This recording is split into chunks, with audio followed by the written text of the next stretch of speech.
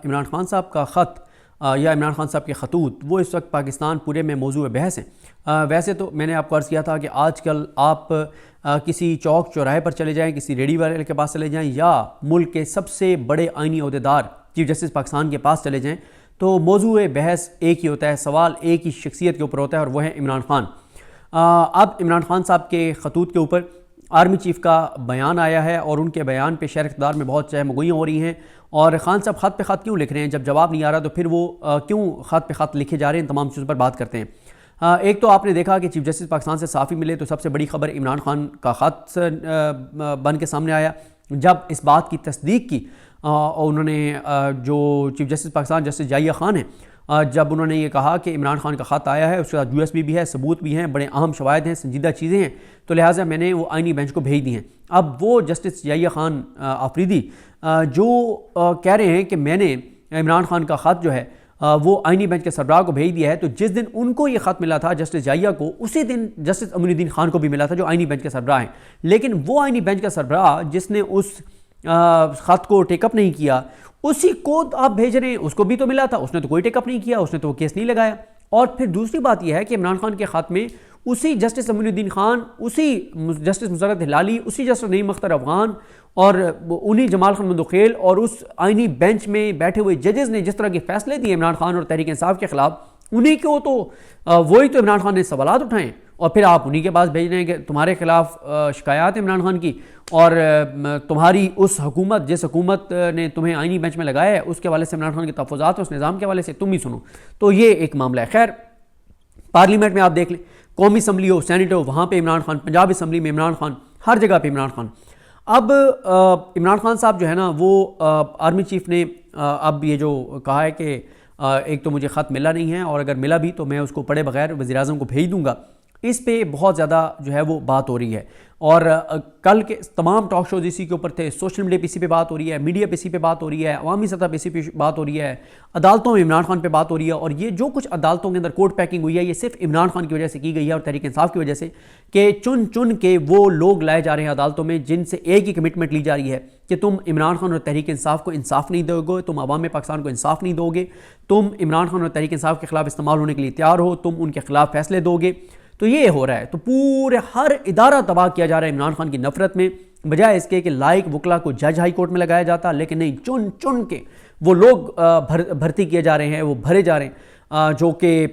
अपना सब कुछ किसी और के हवाले कर चुके हैं और वो इमरान खान के खिलाफ इस्तेमाल होने के लिए तैयार हैं। बल्कि असद मलिक साहब जो डॉन के रिपोर्टर हैं, उन्होंने अपने ब्लॉग में बताया कि जो सिंध में जज लगे हैं उन्होंने उनसे पार्टी फंड के नाम पे पीपल्स पार्टी ने करोड़ों रुपए मांगे, तो जो करोड़ों रुपए दे के जज लग रहे हैं। और फिर आगे असद मलिक साहब ये भी कहते हैं कि उन जजेस को कहा गया है कि आप ये जो हमें करोड़ों रुपए पार्टी फंड देंगे, ये तो आप 2-4-5 महीनों में आप पूरे कर लेंगे, आगे तो फिर आपकी बचत ही बचत है। ये हालात हैं जस्टिस जाहिया खान आफरीदी के लगाए हुए जजों के और उनके मातहत नीचे उनके नाक तले जो कुछ अदलिया के अंदर हो रहा है, ये हालात और ये सूरत हाल है। तो खैर, ये जो आर्मी चीफ ने सहाफ़ियों से मुलाकात की है और उस पर उन्होंने इमरान खान के ख़त के ऊपर बात की है, इस पर शहर इक़्तिदार में बहुत चहमगोइयाँ हैं और कुछ लोग इसको हुकूमत के ऊपर इस्टेब्लिशमेंट का अदम एतमाद और उसको करार दे रहे हैं कि आर्मी चीफ को ये नज़र आ रहा है कि हुकूमत कोई नैरेटिव नहीं बना पा रही इमरान खान के ख़िलाफ़, ये बिल्कुल नाकाम हो गए हैं। तो आर्मी चीफ को ख़ुद सामने आकर और बात करनी पड़ी है और फिर ये ख़बरें ज़ाहिर चली हैं। अच्छा, एक तो इस चीज़ पे बात करते हैं, लेकिन एक बात तो कंफर्म है और वो ये है कि आर्मी चीफ जब अगर कहीं पे किसी इवेंट में सहाफ़ियों को रोक के बात कर भी लेते हैं तो उस वक्त तक वो बात ऑन एयर नहीं हो सकती जब तक ISPR अप्रूव ना कर दे। एक इवेंट था इस्लामाबाद में, वहाँ पे बहुत से सहाफ़ी गए हुए थे, तो 2 एंकर्स जो हैं, वो 2 एंकर्स हैं, बड़े ज़बरदस्त दोनों एंकर हैं, बहुत लाइक हैं, अपराइट हैं और बड़े इंटेग्रिटी वाले हैं, बड़ी खुददारी वाले हैं और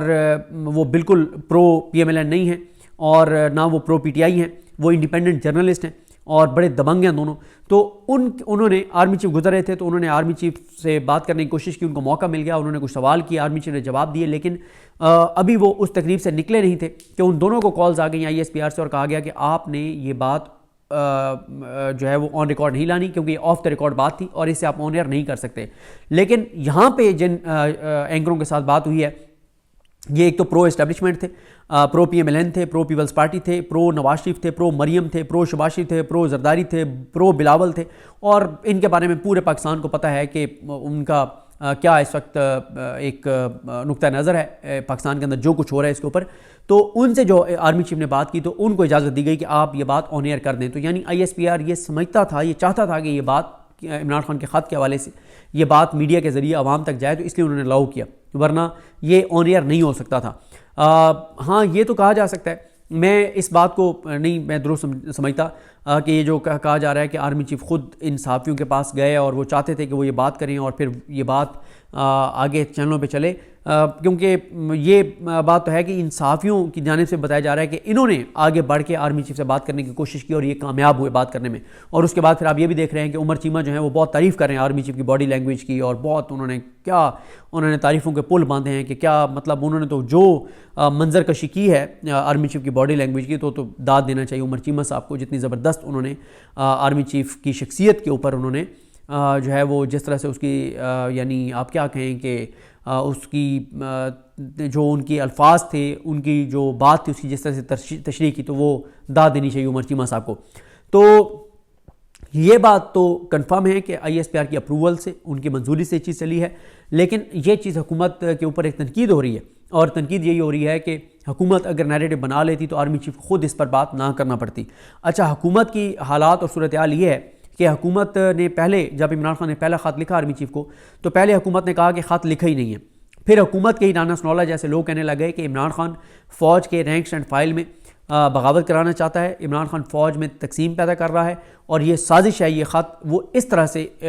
वो नून लीग कह रही है, नून लीग के अहम लोग कह रहे हैं। फिर इसी तरह से कुछ एनालिस्ट, मैं कल सभा पे एक एनालिस्ट को देख रहा था, उन्होंने कहा कि इमरान खान फ़ौज के नमकों के ज़ख्मों पर नमक छिड़क रहे हैं और फ़ौज में वो दरार डालने की कोशिश कर रहे हैं। फिर इसी तरह से आपको बताऊं कि आपको पता है कि इस वक्त अगर आप प्रो एस्टेब्लिशमेंट लोगों की बात करें तो उनमें जो सर फहरिस्त हैं, उनमें जो 4-5 लोग सबसे टॉप पे हैं, जिन्होंने सबसे ज़्यादा पाकिस्तान के अंदर प्रोपेगेंडा किया है, जिन्होंने सबसे ज़्यादा झूठ बोला है, जो सबसे ज़्यादा इस्तेमाल हुए हैं और इस्तेमाल हो रहे हैं, उनमें से एक जावेद चौधरी साहब हैं। तो जावेद चौधरी साहब जो हैं वो,